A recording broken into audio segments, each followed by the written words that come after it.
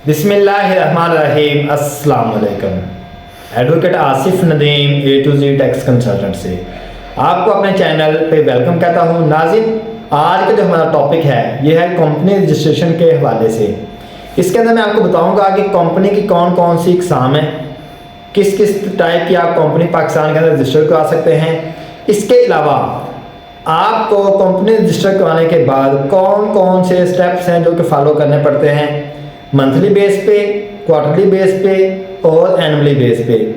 इसमें आपको FBR के हवाले से बताऊंगा, इसमें आपको PRA के हवाले से बताऊंगा, सेल्स टैक्स के हवाले से, और इसमें आपको मैं SCCP के हवाले से बताऊंगा कि SCCP के एनुअल कंप्लाइंस कब करनी होती है, उसकी ड्यू डेट्स क्या हैं। उसके अलावा FBR की जो है वो मंथली या क्वार्टरली या फिर जो है एनुअली विदहोल्डिंग स्टेटमेंट कब फाइल करनी है, उसकी एनुअल इनकम टैक्स की रिटर्न कब फाइल करनी है, फिर मंथली सेल टैक्स की रिटर्न कब फाइल करनी है, कौन सी जो सेल अगर आप करें तो किस जो अथॉरिटी के अंदर आपने उसको बुक करना है, या आपने अगर कोई सर्विसेज प्रोवाइड की हैं तो वो आपने किस अथॉरिटी के अंदर उसका टैक्स पे करना है, या अगर आपने कोई अपने GST आइटम्स सेल की हैं तो उनका टैक्स आपने कहाँ पे करना है। फिर इसके अलावा जो आपकी सेल है तो सेल को आपने कैसे डील करना है, अगर आपने कैश सेल ली है या कैश परचेज है उसको कैसे डील करना है, या अगर आपकी जो है वो टैक्स वाली जो सेल है और परचेज है तो उसको कैसे डील करना है। आज की वीडियो के अंदर हम यही सब सीखेंगे।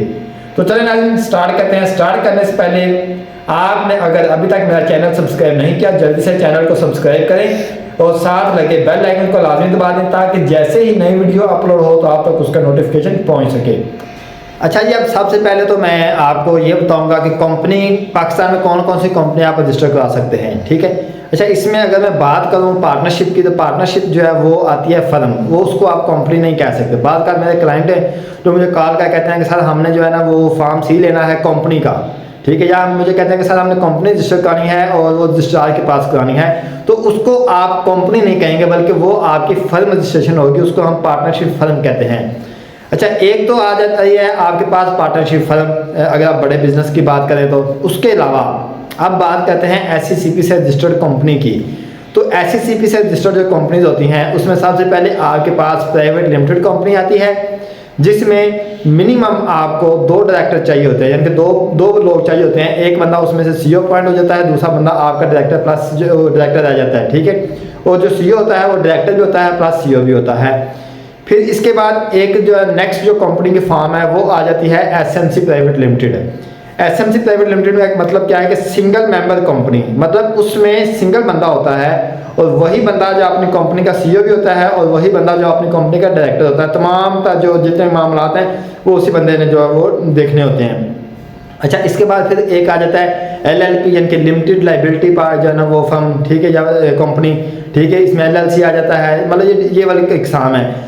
लेकिन पाकिस्तान में जो ज़्यादातर चलती हैं वो 2 ही चलती हैं, एक SMC प्राइवेट लिमिटेड और एक जो है वो प्राइवेट लिमिटेड। अब इन दोनों के अंदर डिफरेंस क्या है, ये तमाम चीज़ें इनके लिए मैंने एक अलग से वीडियो बनाई हुई है, आप वो देख सकते हैं कि SMC प्राइवेट लिमिटेड, खाली प्राइवेट लिमिटेड या जो आपकी AOP फर्म है, इनके अंदर डिफरेंस क्या है, इनके अंदर जो टैक्स लगते हैं वो किस हिसाब से लगते हैं, किस रेशो से लगते हैं, उसके लिए एक सेपरेट वीडियो है, आप वो वीडियो देख सकते हैं। अभी आज की वीडियो में सिर्फ मैं ये आपको बताऊंगा कि अगर आप SMC प्राइवेट लिमिटेड या प्राइवेट लिमिटेड कंपनी रजिस्टर कराते हैं तो उसमें आपको रजिस्ट्रेशन के बाद कौन कौन से स्टेप्स फॉलो करने हैं, या इसके लिए आपको डॉक्यूमेंट्स कौन कौन से रिक्वायर्ड हैं। अगर मैं प्राइवेट लिमिटेड कंपनी की बात करूं तो इसके लिए सबसे पहले तो आपको 2 डायरेक्टर्स चाहिए होंगे, कंपनी का नेम चाहिए होगा और एटलीस्ट आपने 3 नेम डिसाइड करने हैं, क्योंकि अगर आपको SCCP की साइड से एक नाम आपका अप्रूवल नहीं होती तो आप दूसरा नाम जो अप्रूवल के लिए डाल देते हैं,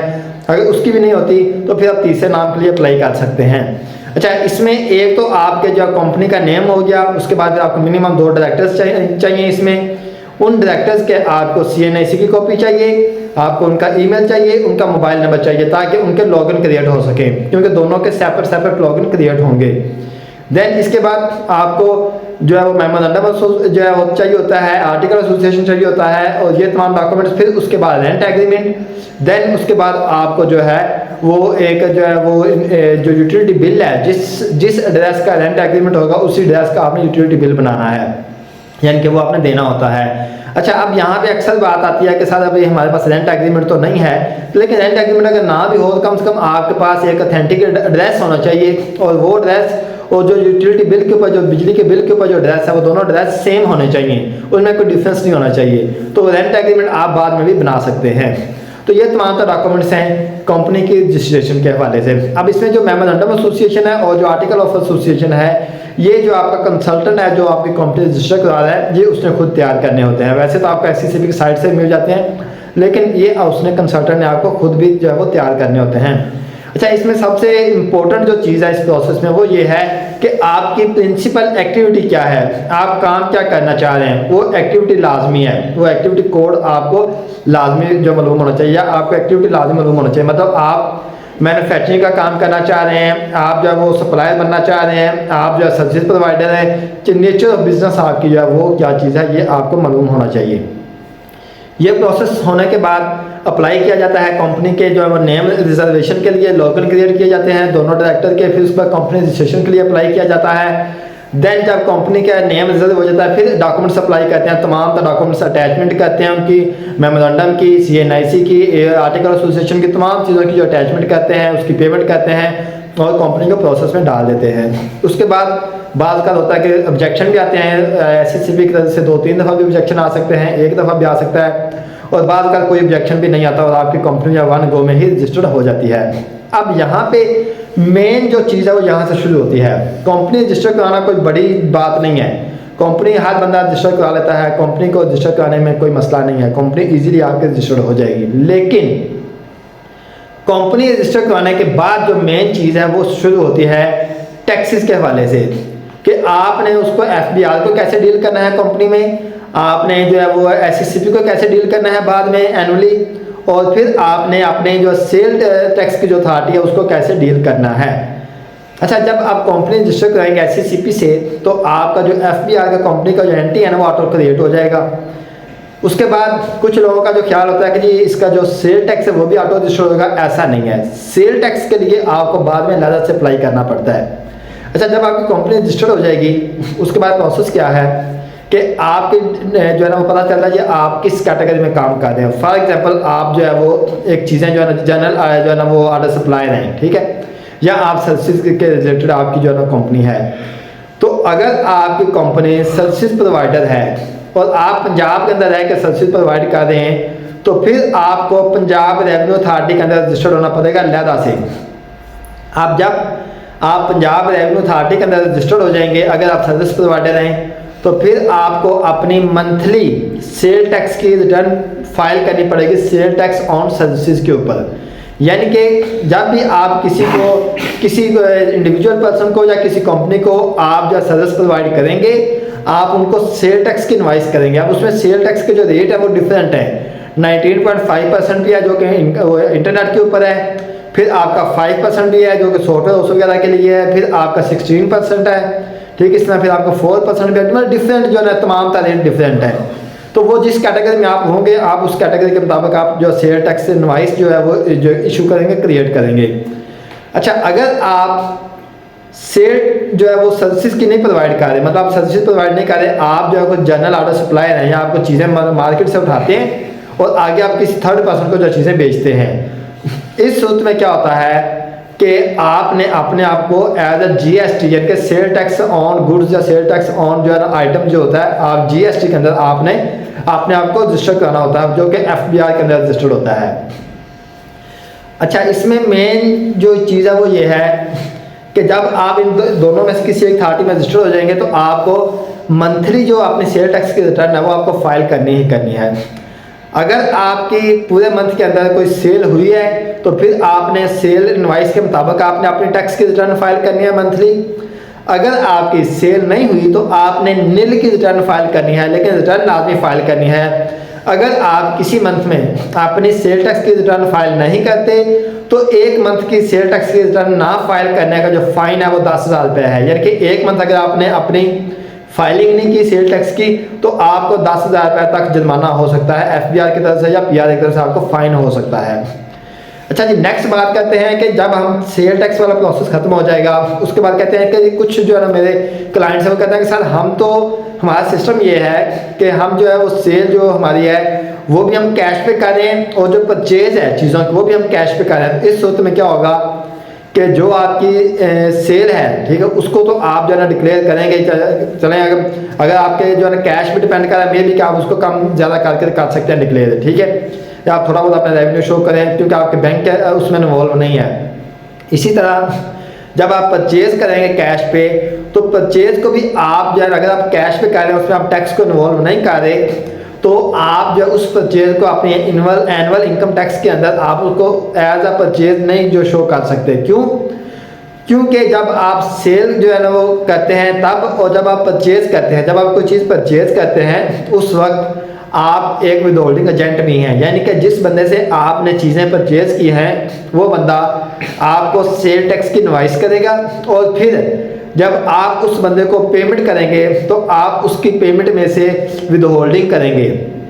अब विद होल्डिंग के डिफरेंट रेट हैं, 4% भी है, 10% भी है, 8% भी है, 9% भी है, मतलब डिफरेंट रेट हैं, ठीक है। लेकिन जब आप पार्टी को पेमेंट करेंगे जिससे आपने चीज़ें परचेज की हैं, तो उसको आपने टैक्स काटने के बाद पेमेंट करनी है। आप जो है विद होल्डिंग एजेंट हैं, ठीक है। अब जब आप टैक्स काट लेंगे, विद होल्डिंग कर लेंगे, तो फिर बारी आ जाती है विद होल्डिंग स्टेटमेंट फाइलिंग की। अब विद होल्डिंग स्टेटमेंट फाइलिंग जो होती है वो होती है 165 की भी, सेक्शन 165 की भी और सेक्शन 149 की भी, और इस तरह जो डिफरेंट जो है वो भी होती हैं। अब इसमें 153 जो होता है वो होता है कि जब आप किसी जो है ना वो परचेज के अगेंस्ट जो टैक्स काटते हैं उसको हम सेक्शन 153 के अंदर जो है उसकी विद होल्डिंग या टैक्स जो है वो जमा कराते हैं। फिर इसी तरह सेक्शन 236 से होता है जो कि इंटरनेट की सर्विस के ऊपर होता है। मतलब अगर आप किसी कंपनी से इंटरनेट की सर्विस ले रहे हैं और आप उसको मंथली पेमेंट कर रहे हैं, तो आप उसकी जो टैक्स काटेंगे वो आप सेक्शन 236 के अंदर जो है वो जमा कराएंगे। इसका डिफरेंट रेट है, हर सेक्शन का हर चीज़ का डिफरेंट रेट है और डिफरेंट जो उसका वो सेक्शन है।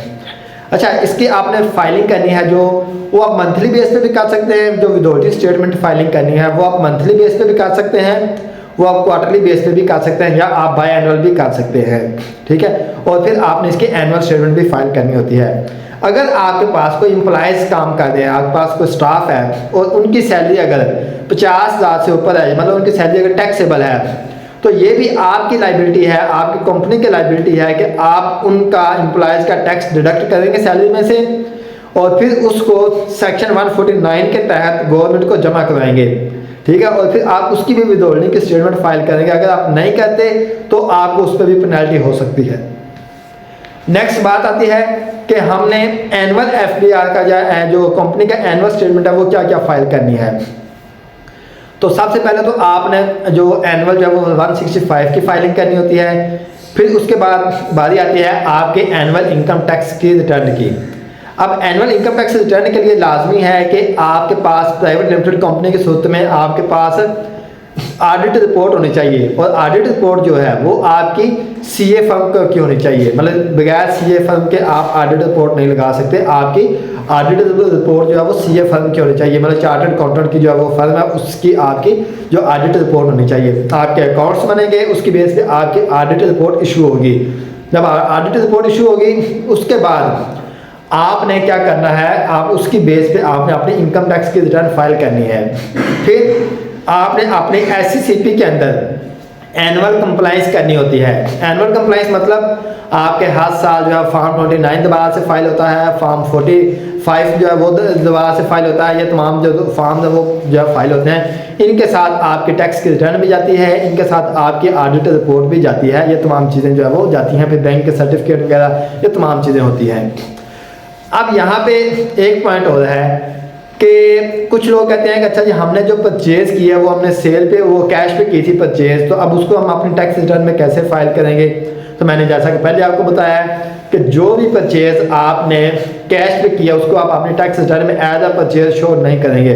उसको आप कोई और एक्सपेंस डाल सकते हैं लेकिन उसको परचेज नहीं शो करेंगे। उसकी रीज़न ये है, अगर आप उसको परचेज शो करेंगे तो आपने ज़ाहिर बात है विदहोल्डिंग नहीं की होगी अपने वेंडर की। तो जब आप विदहोल्डिंग नहीं करेंगे तो आपको FBR का नोटिस आ जाएगा कि आपने विदहोल्डिंग क्यों नहीं फाइल की या आपने विदहोल्डिंग क्यों नहीं काटा, टैक्स क्यों नहीं काटा, तो वो फिर आपसे जो क्लेम किया जाएगा। इसलिए आप कैश परचेज को अपने टैक्स की रिटर्न के अंदर जब वो शो ना ही करें तो आपके लिए ज़्यादा फ़ायदा होता है। अच्छा, इसमें बात करूँगा मैं ड्यू डेट्स के हवाले से। तो जो प्राइवेट लिमिटेड कंपनी होती है या जो SMC प्राइवेट लिमिटेड कंपनी है, इनकी जो टैक्स रिटर्न फाइल होती है, income tax return, annual income tax return की बात कर रहा हूँ मैं, वो जो फाइल होती है उसकी जो लास्ट डेट होती है वो 31 दिसंबर होती है हर साल की। मतलब अगर मैं 2023 की बात करूँ तो 31 दिसंबर 2023 कंपनीज के लिए लास्ट डेट थी रिटर्न फाइलिंग की। और इसकी जो टैक्स ईयर जो क्लोज होता है वो वही वाला सेम नॉर्मल टैक्स ईयर होता है, जो कि 1 जुलाई से स्टार्ट होता है, 30 जून को क्लोज हो जाता है। अब 30 जून से लेके 31 दिसंबर तक इसके दरमियान में आपने अपने अकाउंट्स बनाने होते हैं। इसके दरमियान में ही आपने अपने जो ऑडिट करवाना होता है और ऑडिट रिपोर्ट वगैरह इशू करानी होती है। फिर 28 अक्टूबर तक आपकी जो है AGM होनी चाहिए, यानी कि एनुअल जनरल मीटिंग कंडक्ट होनी चाहिए। एज पर जो डॉक्यूमेंट्स जो बोर्ड रेजोल्यूशन बनती है उसके जो मिनट्स बनते हैं, ये तमाम चीज़ें उसमें लिखी जाती है। फिर अगर बात करें AOP फर्म की, तो AOP जो फर्म होती है उसकी इनकम टैक्स की रिटर्न जमा करवाने की जो लास्ट डेट होती है वो नॉर्मली जो है ना 31 जुलाई होती है, फिर वो एक्सटेंड हो जाती है, फिर अगस्त पे चली जाती है, फिर अक्टूबर पे। अगर मैं 2023 की बात करूँ तो 31 अक्टूबर जो है इसकी लास्ट डेट थी AOP फर्म के लिए। मतलब जो AOP फर्म होती है उसकी जो ड्यू डेट होती है टैक्स की रिटर्न जमा कराने की, वो एज ए इंडिविजुअल पर्सन के बराबर ही चलती है। जो कंपनीज होती हैं उनकी ज़्यादा से होती है। अच्छा, अगर इसमें बात करूँ सेल टैक्स की रिटर्न फाइलिंग की, तो सेल टैक्स की रिटर्न फाइलिंग का प्रोसेस ये है कि आपने हर महीने की 10 तारीख तक आपने अपना नेक्सस C फाइल करना होता है। नेक्सस C क्या होता है? जिसके अंदर आप अपनी सेल बुक करते हैं, ठीक है। क्योंकि जब आप अपना नेक्सस C फाइल करेंगे तो जिस बंदे को आपने चीज़ें बेची हैं वो बंदा उसको जो आपका नेक्सस C है उसको अपने नेक्सस A में क्लेम करेगा। अगर आपने किसी से चीज़ें परचेज की हैं तो आप अपनी परचेज को, और उस पर आपने टैक्स दिया हुआ है, सेल टैक्स यानी कि इनपुट टैक्स दिया हुआ है, तो उसको आप अपने नेक्सस A में अपलोड करेंगे। अब ये इनपुट टैक्स आउटपुट टैक्स ये क्या चीज़ें हैं, इसके लिए भी आपको दूसरी वीडियो देखनी पड़ेगी क्योंकि ये वीडियो बहुत लंबी हो जाएगी अगर मैं इसके अंदर बताना स्टार्ट करूँगा तो अब इसमें जो है आपने अपना नेक्सस C जो है वो 10 तारीख तक अपलोड करना होता है। उसके बाद आपने 15 तारीख तक, हर मंथ की 15 तारीख तक जो भी आपका नेक्सस C के मुताबिक जो टैक्स बन रहा है, पेएबल टैक्स है, वो आपने पे करना होता है। फिर आपकी रिटर्न फाइलिंग की जो ड्यू डेट है वो 18 तारीख होती है। हर महीने की 18 तारीख तक आपने अपने टैक्स की रिटर्न लाजमी फाइल करनी है। अब इसमें लाजमी नहीं है कि आप 10 तारीख को जो है वो नेक्सस C फाइल करेंगे तो 15 को ही आपने पेमेंट करनी है और फिर 18 को ही आपने फाइलिंग करनी है। नहीं, आपने अगर 10 तारीख को अपना नेक्सस C फाइल कर लिया है और आपको लगता है कि आपका नेक्सस C ओके है, इसमें कोई आपने चीज़ नहीं मज़ीद डालनी, और आपको जो है आपका नेक्सस A है वो भी मिल गया है, उसकी भी आपने लोडिंग कर ली है, तो आप 10 तारीख को ही चालान जमा करवा सकते हैं, 10 तारीख को ही आपने रिटर्न फाइल कर सकते हैं, या आप 12, 13, 14, 18 तक किसी भी दिन आप अपने टैक्स की रिटर्न जो है वो फाइल कर सकते हैं। अच्छा, ये जो प्रोसेस है ये आपका FBR के लिए भी सेम है, PRA के लिए भी सेम है, ठीक है। तो ये था आज का हमारा वीडियो। ओवरऑल वीडियो का मकसद कि आपको बताया जाए कि कंपनी रजिस्टर करवाने के बाद कौन कौन सी चीज़ें हैं, कौन कौन से स्टेप्स हैं जो आपने फॉलो करने होते हैं। उम्मीद है आपको वीडियो अच्छी लगी होगी। अगर आपको मेरी वीडियो अच्छी लगी है, वीडियो को लाइक करें, कमेंट करें और चैनल को सब्सक्राइब करें। इसके अलावा अगर आपको किसी किस्म का कोई भी डाउट है, कोई भी आप क्वेश्चन पूछना चाहते हैं, तो आप व्हाट्सएप नंबर नोट कर लें 0305407492 A to Z tax consultant advocate Asif Nadeem. आप इस नंबर पे व्हाट्सएप करके किसी भी टाइम पे अपना क्वेश्चन का आंसर मालूम कर सकते हैं। बहुत शुक्रिया। अस्सलाम वालेकुम।